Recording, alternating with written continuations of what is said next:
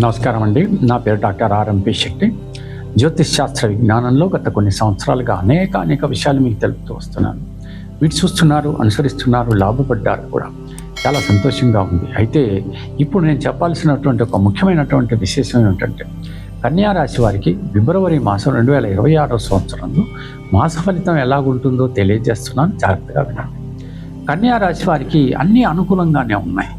కాకపోతే అక్కడ శనైశ్వరుడు మీ కన్యా రాశిని చూస్తున్నాడు కాబట్టి దంపతుల మధ్యన కొంతవరకు సఖ్యత కుదరకపోవచ్చు. కానీ ఒకరినొకరు అర్థం చేసుకునేటువంటి పరిస్థితులు ఉంటే మాత్రం ప్రేమ, అభిమానం పుంజుకుని తప్పకుండా ఇల్లంతా కూడా ప్రశాంతంగా సాగిపోతుంది అని మాత్రం నేను చెప్పగలను. ఎంచేతనంటే శనైశ్వరుడు మీకు శుభుడు కాబట్టి అశుభ ఫలితాలు ఎట్టి పరిస్థితుల్లోనూ ఇవ్వడు కాబట్టి ఖచ్చితంగా మీ ప్రవర్తనలో మార్పు వస్తే చాలా అద్భుతమైనటువంటి రీతిలో మీరు సంసారాన్ని, మీ ఇంటిని చాలా పదిలంగా చూసుకోగలుగుతారు. ఇకపోతే పిల్లలు చూసుకుంటే వాళ్ళు కనుక బాధ్యతగా ప్రవర్తిస్తారు.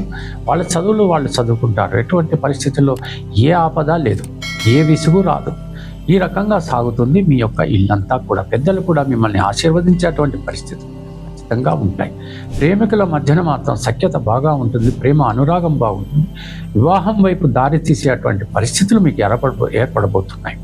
ఇకపోతే దూర ప్రయాణాలు చేస్తున్నప్పుడు ఖచ్చితంగా విజయోపేతంగా, సాహసోపేతంగా చేయాలి, మొండితనంగా చేయాలి. ఆరోగ్యం మాత్రం ఎట్టి పరిస్థితుల్లో బాగుంటుంది. ఏమాత్రం ఆందోళన పడాల్సినటువంటి అవసరం ఎంత మాత్రమూ లేదు.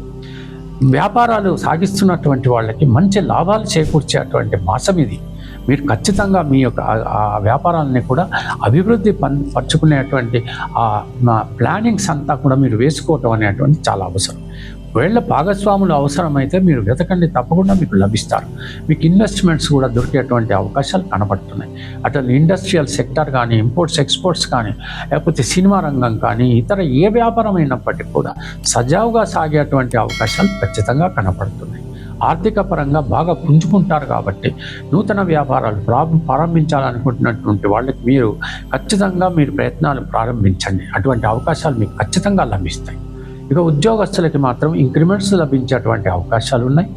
ప్రమోషన్స్ దొరికేటువంటి పరిస్థితులు కూడా ఉన్నాయి. మీకు కావలసినటువంటి, మీరు కోరుకున్నటువంటి ట్రాన్స్ఫర్స్ కూడా జరిగేటువంటి అవకాశాలు ఖచ్చితంగానే కనపడుతుంది.